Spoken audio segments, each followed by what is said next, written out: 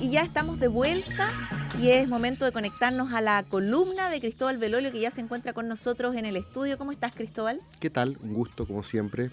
Qué bueno tenerte aquí, sobre todo que ya todo el mundo está medio pensando en el fin de semana largo de las fiestas patrias. Ah, no, yo trabajo hasta el último minuto.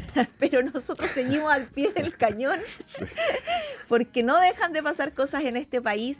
Y bueno, el caso Hermosilla está marcando un hito, lo decía acá en conversación con Pauta de Análisis el otro día el ex supremo Lamberto Cisternas, que estaba conversando con los chicos de la mañana, y les comentaba que este caso para la Corte Suprema ha sido más devastador y más terrible que lo que fue, por ejemplo, la remoción de Luis Correa Bulo el año 2001. Sí, y que tampoco, digamos, que capturó el interés de la opinión pública a los niveles masivos que causa porque esta es una mezcla entre un caso judicial, por así decirlo, de un problema en un poder que suele ser, como se dice, con cierta opacidad. Uno no ve mucho lo que pasa dentro para la opinión pública. El Poder Judicial es una cosa media oscura, ¿cierto? Bueno, que tiene sus propias lógicas. De ahí la reforma al sistema judicial con la creación del Ministerio Público. Exacto. Entonces, la reforma procesal. Exacto. Entonces, por un lado, mezcla un cagüín supremo, por un lado, literalmente, en ambos sentidos, con lo que el interés público que despertaron casos como Penta, SQM, la colusión. Es decir, es un caso que mezcla una especie de fanfarronería de la élite que la gente interpreta como un abuso. En ese sentido lo meto en ese saco. Estos casos que yo creo que fueron caldo de cultivo importante para el estallido, ¿cierto? El hecho que la gente percibiera, lo hemos conversado aquí, esta rabia plebeya contra los patricios que se llevaron la pelota para la casa y cuando tenían que pagar, pagaban con clases de ética, ¿cierto? O que las multas a las colusiones terminaban siendo menores a lo que se habían embolsado. Entonces creo que esto al principio tenía ese cariz, y por eso fue que el presidente intervino, sí, ¿cierto? A decir, hey, ellos son los poderosos, no se olviden de que nosotros estamos del otro lado, estamos del lado de la rabia plebeya. También somos poderosos, pero estamos del lado de los plebeyos, más o menos. Y entonces ahora esta otra hebra lo lleva al lío judicial que tú describes a propósito de lo que decía Lamberto Cisternas, sí, si no me equivoco. Entonces tiene un elemento adicional a la pura rabia contra los abusos de la élite.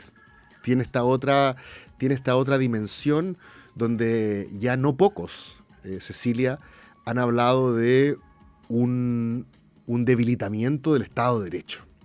O sea, ya es otra cosa. Porque es muy bueno, ¿cierto? Tú y yo lo sabemos, preferimos vivir en un país donde el termómetro marque la fiebre para poder hacer algo al respecto, antes que en uno donde rompamos el termómetro, ¿cierto? Para no enterarnos de los actos de corrupción que a veces campean en la sociedad.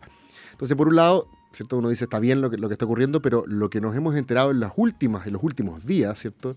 Pareciera que ya tiene otros niveles de gravedad porque compromete un pilar que para nosotros, si bien obviamente en la cultura de la sospecha todos creen que funciona mal, pero en general en Chile hay una cierta conciencia, al menos a nivel de sus élites políticas, académicas, culturales, de que hay ciertas cosas que funcionan mejor que en otros países del barrio, ¿cierto? Sí, claro. Y las instituciones, la separación de los poderes del Estado suele ser bandera. Correcto. Y de hecho, cuando el presidente Boric emite un comentario, al tiro, nuestro termómetro marca la fiebre no en 37, en 36,5. Al tiro algunos le marcó el 39.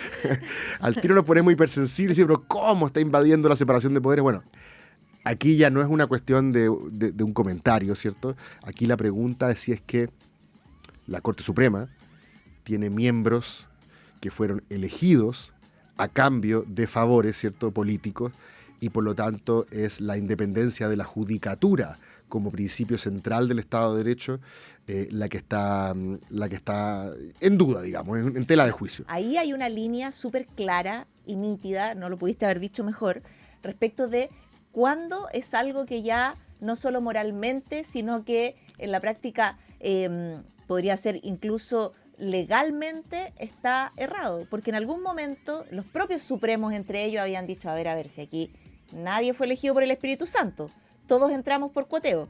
Sí. Porque es lo que se usa y finalmente ya hay cuoteo y sabemos que hay jueces que son más afines a cierto sector político.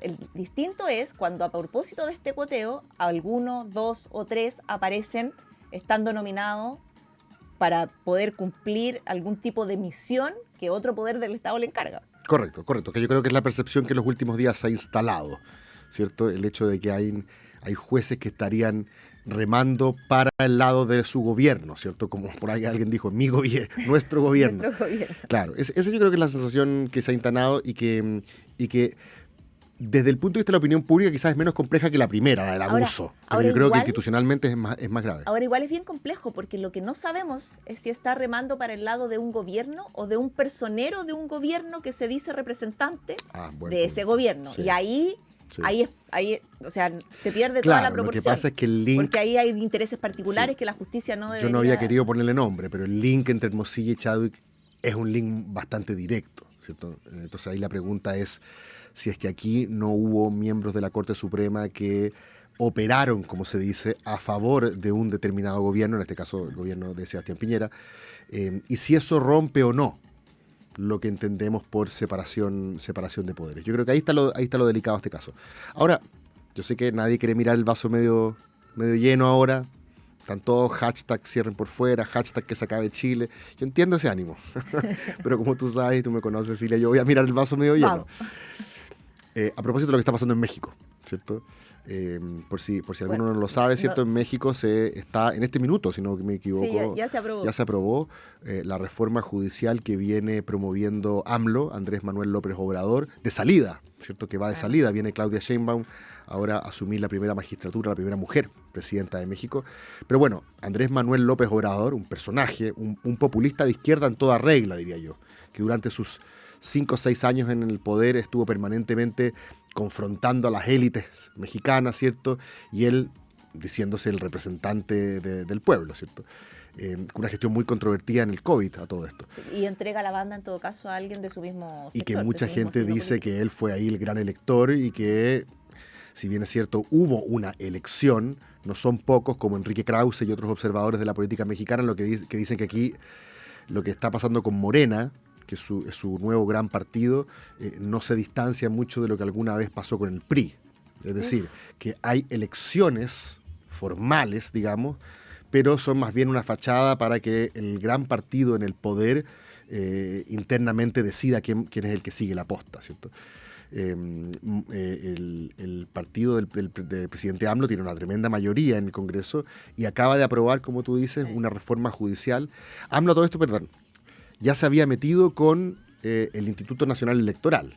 O sea, él ya había establecido ciertos cambios que fueron resistidos por la sociedad mexicana para meter mano en, por así decirlo, el trícel mexicano. Que para nosotros ese sí que es intocable. Sí. O sea, el día que se metan con el trícel, mejor, ahí sí que se hashtag cierren por fuera. Pero bueno. Carmen Gloria Valladares, que salvó el destino de la primera convención. Es la última reserva moral de la patria. Pero bueno, AMLO ya se había metido con el encargado, digamos, de velar por la imparcialidad de las elecciones. Algo que en Venezuela pasó hace mucho rato y ya vemos que es un títere ahora de Maduro. Y que en Chile nadie duda de las elecciones justamente por la imparcialidad y profesionalismo del CERVEL. Bueno, ya López Obrador se había metido con el órgano electoral y ahora dice, los jueces deben ser elegidos democráticamente. Los jueces tienen que ser elegidos por votación popular. ¿Qué es esto? ¿Qué es este elitismo de que los jueces lleguen ahí por criterios técnicos, ¿cierto? Y tengan que fallar conforme a los criterios propios de la judicatura? Es una lógica, dice... Todo lo contrario de lo que tenemos nosotros. Es una lógica de que hay que derribar, ¿cierto? Y hay que elegir a los jueces por voto popular. Yo creo que esto sí que es grave. Porque elegir a los jueces por voto popular significa que la tentación es no fallar necesariamente conforme a derecho, sino que fallar a favor de lo que la opinión pública quiere, porque te está jugando, ¿cierto?, tu elección o reelección como juez, lo que ya pasa en Estados Unidos. Con los fiscales. Exactamente. Y se propuso alguna vez en Chile, en la Constitución de 1827, creo. Pero bueno, o 28. Pero claro, nosotros después optamos por una judicatura independiente y profesional. Colegiada. Exactamente, donde los jueces van subiendo de escalafón de acuerdo a merecimientos técnicos, ¿cierto?, que sus pares son los que determinan. Obviamente, como tú bien Con dices, participación del Senado. como tú bien dices, Directamente. cuando se empieza a subir arriba en la jerarquía, las Cortes de Apelaciones y Suprema, empiezan a participar los otros poderes del Estado. Pero justamente la idea de que participen los otros poderes del Estado, que como bien dices tú, resulta en un cuoteo más o menos, pero la idea es que se desconcentre el poder, ¿cierto? Que no sea la propia Corte Suprema la que... Atendiendo a sus propios intereses. La práctica que se pueda hacer... Correcto. ¿Cómo se llama? Cuando son Contrapesos, pesos y contrapesos. exactamente. Pesos y contrapesos. Esa es la idea de que, por ejemplo, los ministros de Corte Suprema sean electos en un sistema donde participa el presidente, que elige de una terna, se propone al Senado, o sea, la quina o la terna la propone la Corte, el presidente elige uno o dos nombres, esos van al Senado, se ratifican o no, uno para acá, uno para allá, pero al participar todos los poderes del Estado, de alguna manera, y por algo, bueno, llegaron a la quina, Sí. Te aseguras de que, si bien representa ciertas sensibilidades, no hay nadie que sea completamente un eunuco ideológico, todos tienen ciertas sensibilidades. Nadie llega por el Espíritu Santo. Exactamente. Como dijeron ellos mismos. Exactamente. Pero al menos la cosa queda más o menos equilibrada, ¿cierto? Y por lo menos sus credenciales técnicas no están en duda. Por algo la Corte Suprema los propuso. La Corte Suprema no va a ser el loco de escoger a alguien que no conozca lo que hacen los jueces. Y por eso digo que la diferencia con el caso mexicano, justo hoy, es que mientras AMLO está promoviendo una reforma judicial que yo creo que atenta gravemente, y quizás en forma irreversible, el Estado de Derecho, entendiendo como lo entiende una democracia liberal en forma, nosotros acá, todos nuestros, los abogados de la plaza, como se les dice, que intervienen en esta discusión, las facultades de Derecho, por ejemplo, están pensando en cómo mejorar los criterios técnicos para asegurar la competencia, por un lado profesional, y por otro lado la independencia de los jueces. Es decir, nosotros estamos viendo que hay un problema, nos marcó la fiebre el termómetro, y nuestra respuesta es ver, bueno, cómo arreglamos este problema para seguir creyendo en los principios del Estado de Derecho.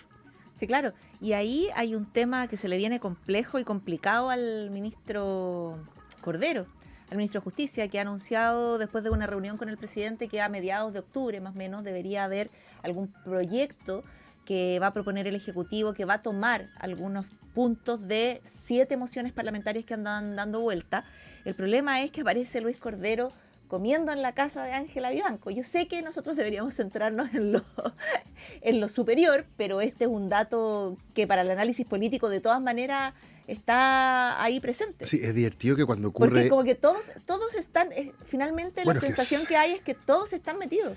Sí, y aquí empieza la cultura de la sospecha, a la cual tú sabes, yo me opongo. Obvio. Esto de como 6 grados de separación. Todos finalmente estamos conectados con todo, y sería muy raro que un ministro de Corte Suprema no tenga un encuentro, ¿cierto?, con el ministro de Justicia, ¿cierto? Ahora, claro, es comiendo... Es en su casa. Claro, pero eso implicaría que en este país nadie se puede relacionar con nadie. Correcto, nunca. por eso yo a todo ese cinismo me prefiero bajarle un par de tonos, ¿cierto? Porque porque aquí, perdona por mi cristianismo secularizado, pero juzga al resto como te gustaría que te juzgaran a ti. Si tú te vieses involucrado en una situación como esa, a mí me gustaría que cuando la embarro, cuando meto la pata, efectivamente, ¿cierto?, se me juzgue acorde a mi delito, a mi pecado. Pero cuando es algo que tiene cierta justificación, o digamos, aplicando caridad interpretativa, tiene una manera de ser entendido y explicado de cierta forma satisfactoria, me parece que ahí tenemos que un poco relajar nuestro ánimo juzgador, ¿cierto? Bueno, cuando los partidos políticos están jugando al empate, porque esto está bien complejo. Tú en algún momento, lo comentamos aquí, en algún momento dijiste que es como la semana de... O sea, una semana están los homicidios, después caso convenio, después caso Macaya, después no sé. Y hoy día, bueno, y ahora estamos con caso... ¿Cuál es para ti ahora? Caso Hermosilla. Sí, pero ¿a quién le toca ahora? ¿A quién le tocaría ahora? Debería salir algo que le permitiera a la oposición, y por eso andan buscando, que le permitiera a la oposición levantar cabeza, porque no ha levantado cabeza. O sea, hasta hoy día están incluso ya sospechando desde los propios socios de Chile Vamos, ¿por qué Chadwick no sale a hablar? ¿Cuándo va a salir a hablar y a despejar dudas? En la práctica lo está dejando en un problema serio a un mes de la elección municipal. Correcto. Ya, pues si tú estás de acuerdo, tú estás de acuerdo entonces con la tesis de que dice que sumando y restando hasta donde va el caso Audios/Hermosilla, el principal damnificado político es la derecha. Sí, evidente. Ya. Evidente. Ahora, yo quería mirar un poco más allá a propósito de la última CADEM, que al final te comento la lámina. Dentro de las instituciones con menos respaldo ciudadano, la tercera menos respaldada es los tribunales de justicia. Tiene un 25% de apoyo, se cayó 5 puntos respecto de la última medición a propósito del caso Hermosilla. Pero le siguen, como el penúltimo y el último, el Congreso y los partidos políticos. Obvio. Resulta que los partidos políticos y el Congreso tienen que arreglar lo que está pasando. Y eso me parece curiosísimo. Tienen que arreglar lo que está pasando con el Poder Judicial. Hay hartas ideas dando vuelta respecto de cómo mejorar el sistema, porque esto es una cuestión sistémica, ¿cierto? Hay que ver, aquí uno puede confiar en la moralidad de los individuos, pero como diría Monseñor Carlos Peña, la gracia de un Estado de Derecho es que las instituciones son las que deben funcionar domesticando la subjetividad de los actores, ¿cierto? Entonces, aquí no podemos confiar en la subjetividad de que sean buenas o malas personas, ¿cierto? Los seres de luz que en algún momento correcto, aparecían por ahí, Aquí, desde el punto de vista de la estructura, hay que pensar en un sistema que nos asegure, nunca nada nos va a asegurar, ¿cierto? Pero que minimice, ¿cierto? Las posibilidades de tráfico de influencia, de ver favores, ¿cierto? De tener una judicatura que esté comprometida políticamente con una causa específica y no con el derecho, y no con la ley, que es supuestamente la gracia del rule of law, del Estado de Derecho, es que aquí lo que manda es el derecho para todos y para todas por igual. Y a propósito de eso, y de estas escuelas de derecho, de hecho la Universidad del Ibáñez presentó hace poco también una propuesta. Tú me lo mencionabas hoy en la mañana cuando conversábamos sobre el tema de hoy. Las últimas propuestas constitucionales traían sí. Algo de esto, ¿cierto? O sea, yo a esta altura no sé lo que te ¿Cuál decía, es cuál? pero es que si habría sido bueno o habría sido malo dejar las propuestas constitucionales. Sí, porque hubo gente en el primer proceso, en CC1, ¿cierto? Ángela Vivanco como vocera de la Corte Suprema. Que se opuso totalmente, a un Consejo de Justicia, que lo que hacía era, y esto fíjate que es algo que en principio, en teoría, los especialistas están de acuerdo, es decir, separar la función jurisdiccional, conocer el caso y juzgar acorde a derecho, con lo que podríamos llamar la gobernanza del Poder Judicial, ¿cierto? Y en la gobernanza del Poder Judicial están involucrados, o sea, yo incluyo los sistemas de nombramiento, ¿cierto? Los escalafones y todo eso. Los castigos que se le pueden dar a los jueces, ¿cierto?